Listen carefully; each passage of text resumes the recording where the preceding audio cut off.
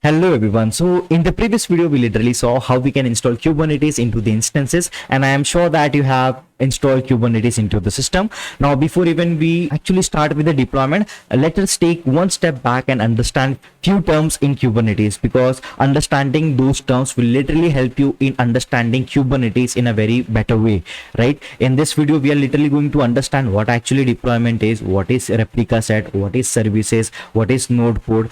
Once you have an idea of these terms, learning Kubernetes will definitely be very easy for you, right? So this video is very important for you, and don't worry if those terms don't make sense for you. Just understand what is the purpose of that specific service and why it is used for, right? So understand those terms and it will literally help you in understanding Kubernetes in a very efficient way. So yeah, without further ado, let's get started by understanding the terminologies of Kubernetes.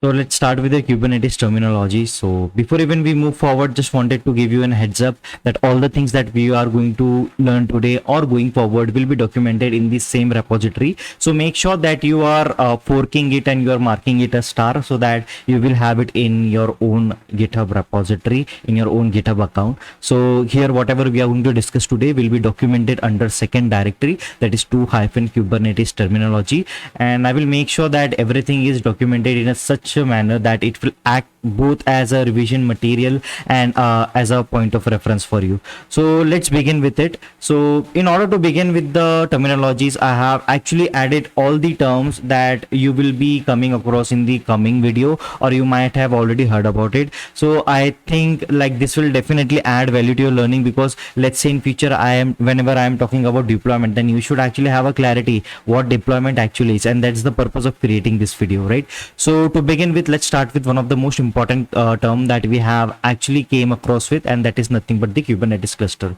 Now, what actually is a cluster? A Kubernetes cluster is the complete environment where our application runs. So now if I want to put it into a simpler term, think of it as the company's building. Now that building itself is nothing but the cluster, and inside that building you have managers and the employees. Now the managers are called the control plane. Now why managers are called the control plane? Because these are the one who gives the instruction, right? And here we have the employees who are known as the worker nodes. Now what actually is a worker node? This is the actual place where the operation has been performed by the control plane, right? So together they both manage and run our application. So whenever someone says that I have a Kubernetes cluster, they're talking about nothing but this actual center, this actual ecosystem, right? Now let's move forward, and here let's talk about node. Now inside that cluster we have nodes. So a node is simply a machine. It can be a physical server, it can be a virtual machine. So there are two sort of nodes that we have in Kubernetes. So one is the brain of the Kubernetes, which we call as the control plane, and what it does basically decides where application should run and manages the entire cluster. Second is the worker node. So this is where our actual application and the container runs. So if Kubernetes was a restaurant, then your control plane would be the manager and the worker node would be the chefs who are actually preparing the food. So I think this analogy will make sense for you whenever you are dealing with Kubernetes. Now you will have a clear idea what actually is a control plane and what actually is a worker node, right? Next, let's move forward with the next term, that is pod.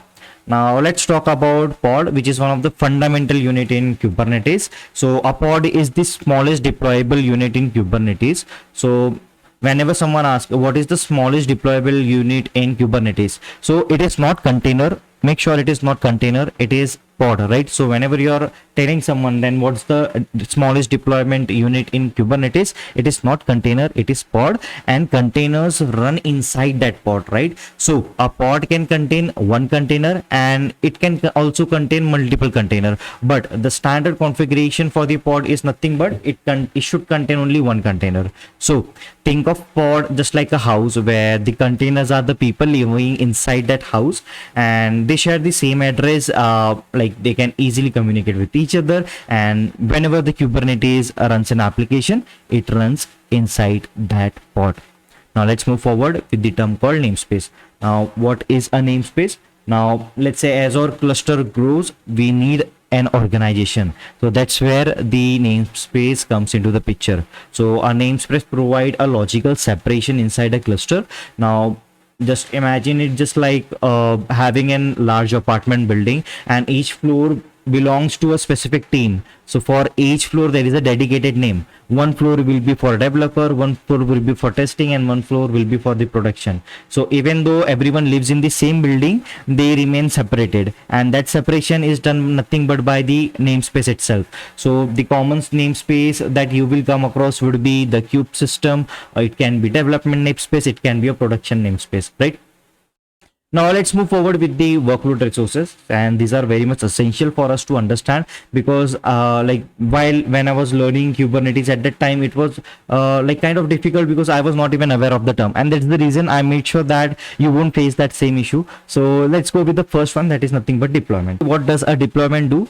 A deployment tells Kubernetes what application to run and how many copies should exist. So for example, if I want 3 copies of my Nginx application, I will define that thing into the deployment file. So if, let's say, due to some reason one of the pod crashed down, so the Kubernetes will automatically create one new pod for me. Deployments are also used for supporting the rollback and the ruling updates. So it means that whenever you want to upgrade any sort of application without downtime, you can easily return it to the previous stable version if something goes wrong. And if you want to roll up a new update version, that can also be done with the help of deployment. Now let's move forward with the next one, that is nothing but ReplicaSet. So behind every deployment, there is one thing that is running at the backend, is nothing but the ReplicaSet. So a ReplicaSet ensures that the desired number of pods are always running. You want to run 3 pods every run whenever you are running that application. So due to some reason, if any of the pod fails, so what ReplicaSet will do, it will immediately spin up a new pod for you, and it will actually create a replacement for you. So think of the ReplicaSet as the security guard that continuously monitor your employees. If one of the employee leaves, the guard will quickly bring another employee to maintain the required count number. So usually in the current updated version of Kubernetes, we usually do not make use of ReplicaSet because deployment usually manages them automatically. So you don't have to worry about ReplicaSet. But since we are learning Kubernetes, we should be aware of the terms and technologies, and that's the reason we are making sure that we are adding all the terms over here. Let's move forward with the StatefulSet. So before even we move forward with StatefulSet, let us first clear 2 terminologies. First is stateless and second is stateful. So what are stateless application? So those application which doesn't require the previous context are known as stateless application. The application that requires the previous context, the previous history for the working of the application, are called stateful application. The good example for stateful application is nothing but the database. So database need a stable identity and persistent storage. So that's where stateful sets come to the picture, right? So stateful sets are usually used for application and databases like MySQL, Postgres, MongoDB, Cassandra, and other sort of databases. So unlike deployments, each pod gets a unique identity. Even after restarting the pods, Kubernetes remembers their identity. Think of it as a students in the classroom. So each students have a unique roll number. So even if they leave the classroom and even if they come back again, their roll number will be constant every time. So that's exactly how StatefulSet works.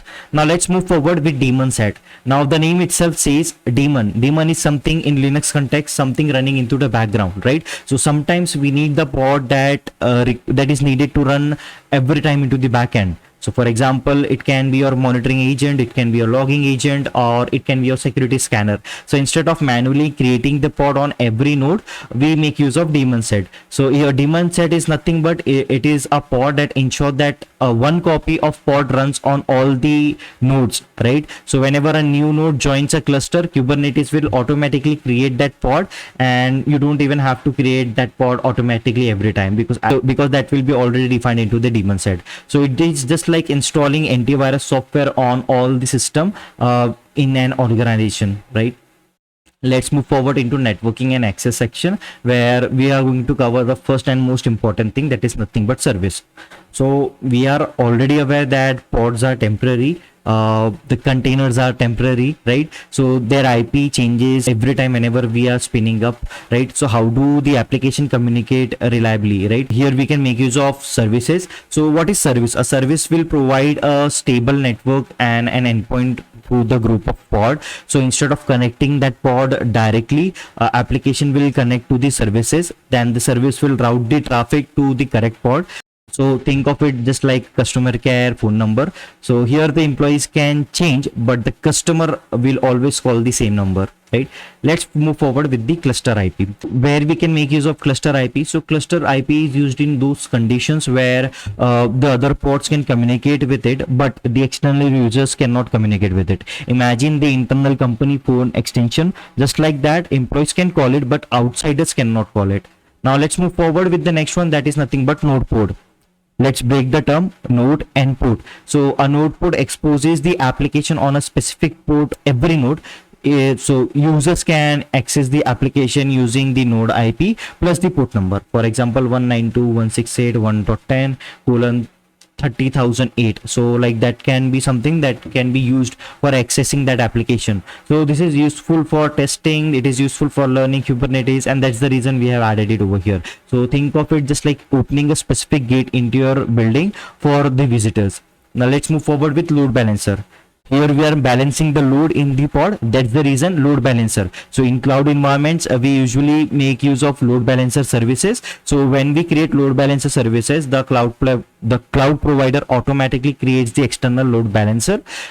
This load balancer can distribute the traffic amongst the multiple pod that we have created. If one pod becomes busy due to some reason, the traffic is sent to other healthy pod. So think of it just like DMart, where we have multiple billing counter. If one of the billing counter is occupied, then the customers are sent to the other billing counter where the customers are not present. So likewise the load balancer works.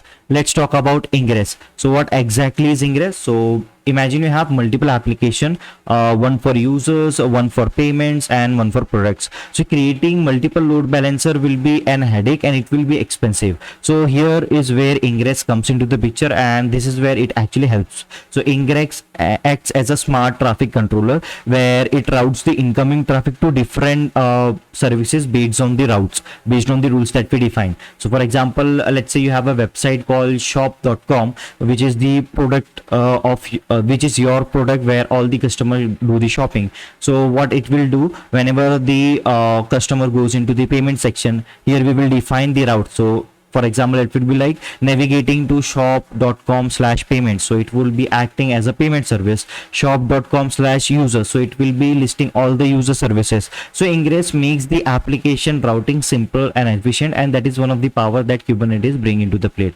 Now let's talk about configurations and secret, which is the plus point whenever we are learning Kubernetes. So let's understand the first point, that is nothing but config map. So applications often require configuration. So things like application settings, the environment names, or the feature flag. So instead of hard coding these values inside the container, we actually make use of config map, right? Config map stores the non-sensitive data and the configuration, where the pod can actually read those values as an environment variable or the file. And think of config map nothing but like a setting file stored outside the application, right?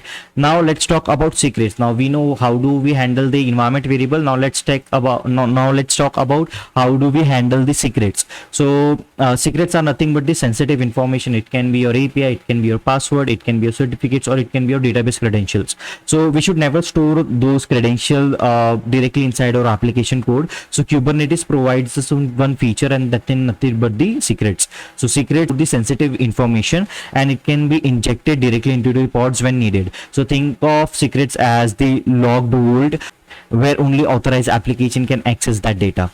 Now let's talk about security and metadata, where we would be talking about the security of the application. And here the first thing that we would be covering is RBAC. RBAC is nothing but role-based access control. So security is very important, extremely important in Kubernetes. So RBAC stands for role-based access control.